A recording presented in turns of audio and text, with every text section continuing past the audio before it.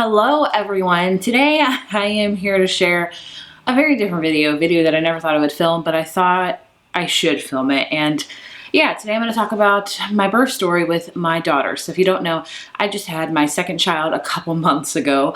It's November, so she'll be turning 2 months. She'll be turning 3 months old this month, which is just astounding. But either way, I usually don't share stuff like this. I'm not personal. I don't like to share a lot of personal things in that way, but I thought I wanted to help out any other woman that have been through my situation, because her whole birth was like, you know, you have your plans for birth and, you know, things like that. And sometimes they get thrown way off and the unexpected happens. And then that is exactly what happened with her birth. So my whole goal with this video is to help out any other women that may have similar things have happened to them and just kind of be on the lookout for them. So I'm just going to go into it. So in case you don't want to watch this video, totally understandable. This video is definitely not for everyone who wants to watch a birth story.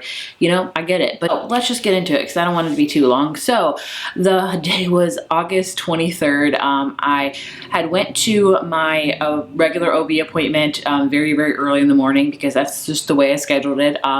It was my 38-week appointment, but I was 37 weeks and like 5 days, pretty much almost 38 weeks. And I went at like, I don't know, like 7:38, you know, everything was fine. They didn't do ultrasound, they just did the Doppler, you know, she was moving around, everything was great. And I went home, everything was good. And I felt her moving around that morning and stuff. But then after I got home, over the past few hours, like I would say like starting around 9 to like maybe around 1 or 2, I didn't feel her at all. And when you're pregnant, especially when you get that far along, when you're almost like to your due date, you're almost to having your baby, you know how your baby is in the womb. If they're very active, if like certain times of day, if they're very quiet, you know, you can kind of have some sort of regulation. You could just have a, you know, feeling of your baby. And so, you know, my girl moves around a lot. She moved around a lot all the time. And so for her not to move one time in a matter of like 6 hours really concerned me.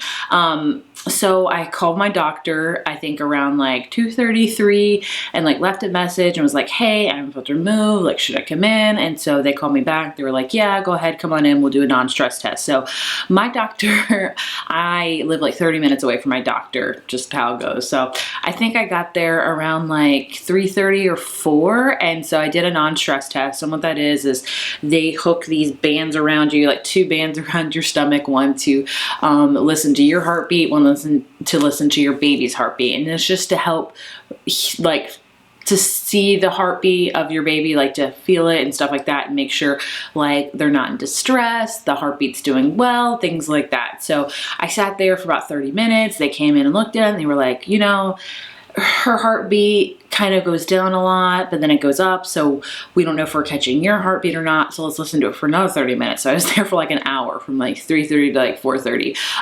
And still at the end of that, they were still like, her heartbeat keeps dipping a lot, but then going back up. So they weren't quite sure if that was really her heartbeat, if they were listening to mine. And, you know, they were like, you know, just go to the hospital just to do like better testing, because the hospital does have better equipment with the non-stress test, things like that. They were like, just to make sure. We called ahead.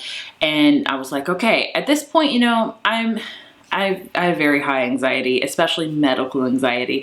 So much so that I was put on I got on medication for anxiety a couple years ago, and it's helped out a lot. So I was on medication, anxiety medication, all throughout my pregnancy, and honestly helped out a lot. It was very low dose, but still it helped me from not like really over panicking. But at this point, like, going to the doctor, I wasn't super panicky. I was like, everything's gonna be fine, you know, just trust.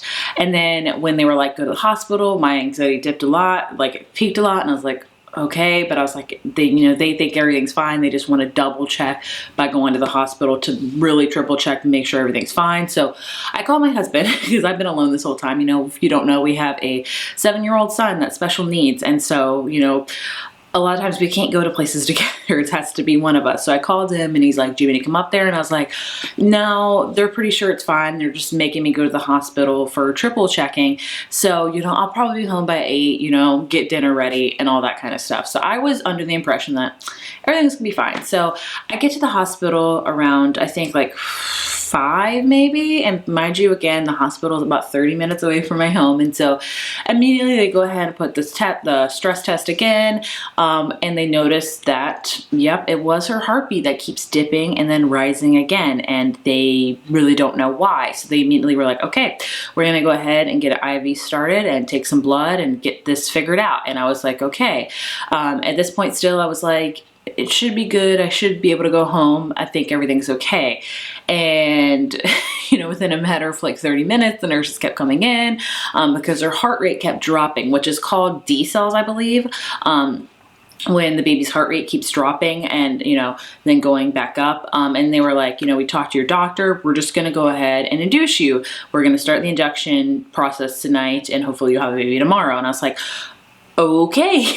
Wasn't expecting that at all. So I called Matt and I was like, yeah, you should probably come up here, because they were like, you're gonna start being induced. And so with that, we had all these myriads of plans in case I had went into labor early and things like that, because my mom also lives 30 minutes away from my home. So, we had, and she's the only one that could truly watch our son because he's special needs, but we had like a backup plan. So he had to call his sister and brother-in-law who lived like 10 minutes away just to come over to our house for about 30 minutes or so until my mom got there. So luckily that all worked out and he was able to leave pretty quickly and my mom got to my house like amazingly fast.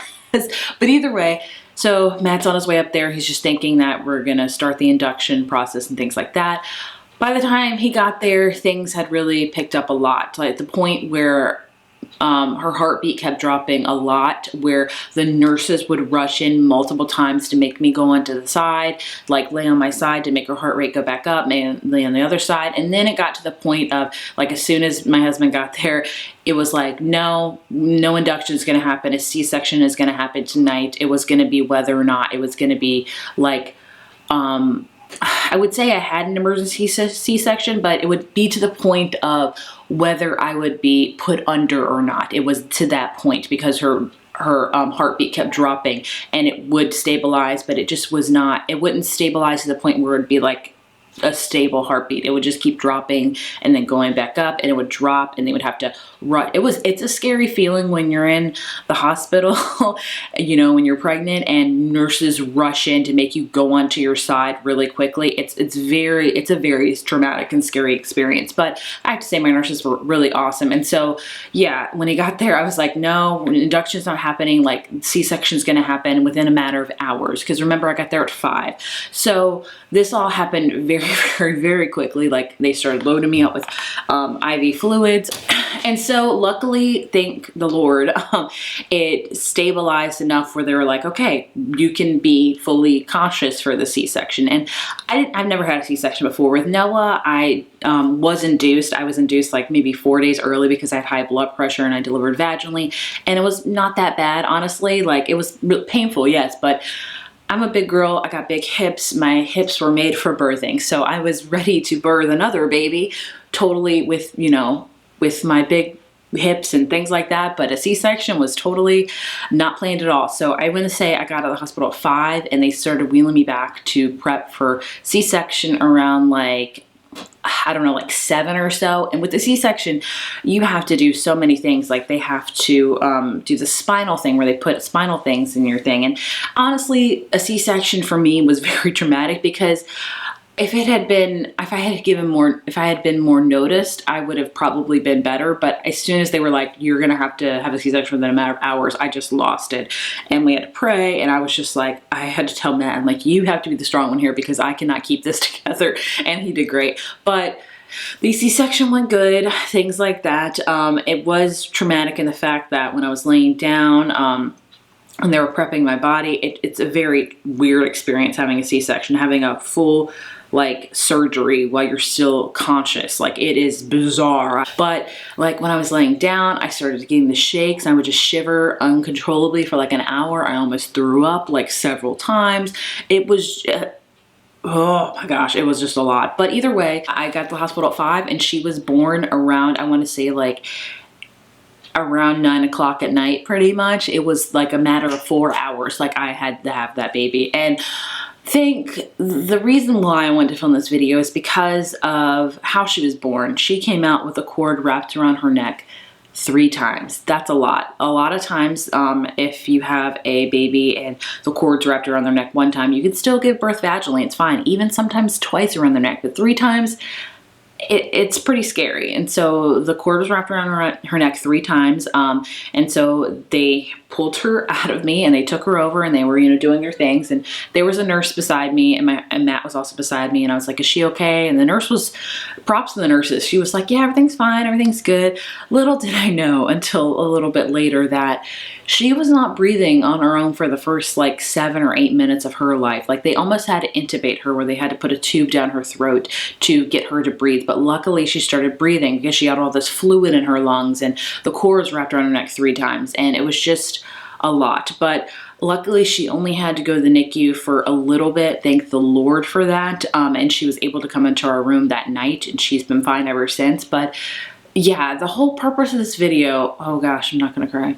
I haven't cried since and I don't want to, is to help other women realize that if you feel something is off with your body when you're pregnant, go to the doctor, call the doctor. Don't think it's just made up and things like that.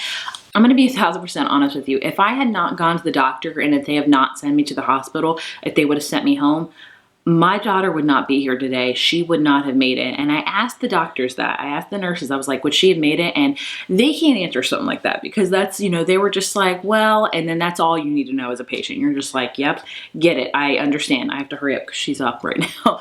But yeah, that's a very traumatic experience. Thank the Lord. I know not everyone that watches my video is religious, but I am. And honestly was 1000% the Lord that made my baby be here today. Otherwise, like that, and then my motherly intuition. So this whole video is to, if you are pregnant and if you're far along, if you don't feel your baby move for hours and you're just like, maybe they're just sleeping. But if you have a feeling that your baby just moves constantly and they stop moving, call your doctor. They will never be mad for you to come in to get checked out. They rest assured on that 1000%. Like, I just wanted to film this to help other women out there to, I've heard other women that have had stories where they lost their baby inside of them with that far along because they stopped moving and they didn't go get checked out soon enough. And that's not on them at all because it's a scary thing. You just don't know 1000%. So yeah, that was the birth story of my daughter Autumn. And traumatic as it was, I would do it again 1,000 times for her to be here safely. And thank the Lord that she is here safely. Like, I just thank God that I listened to my body and I called my doctor and the doctors were like, we're not 100% sure everything's fine, so we're just gonna go to the hospital. Like, it's all like, just thank the Lord for it because she would not be here today.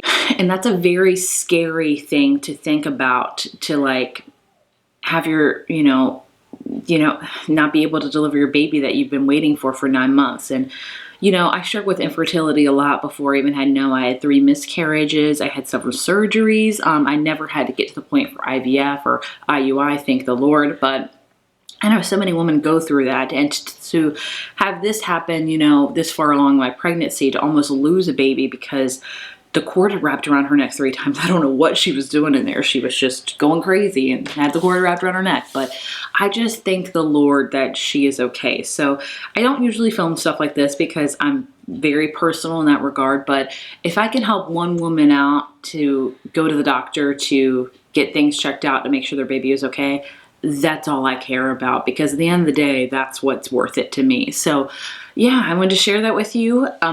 As far as like, if you're like, oh my gosh, is everything fine? I'm fine. I'm healed. I'm 100% healed from my C-section. I got a scar. That's great. It's cool.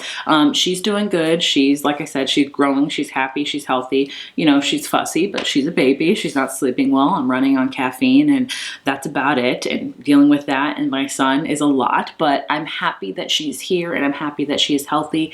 And I'm happy that she made it into this world alive. Like, thank the Lord, because I don't know what I would do if not. But yeah, I wanted to share that with you. I hope that if you are pregnant and you maybe feel a decrease in movements and you've been wondering, should I call my doctor or should I not bother them? Call them. They'll never be mad. It's best to always be 100% sure your baby's okay than to lose the baby. That's horrible. So call your doctor. You know, you're never going to put them out. That's what they're there for. They're there to make sure you and your baby are okay. And that's the most important thing. So I hope you enjoyed this random birth story. And yeah, thanks for watching, I guess. Bye.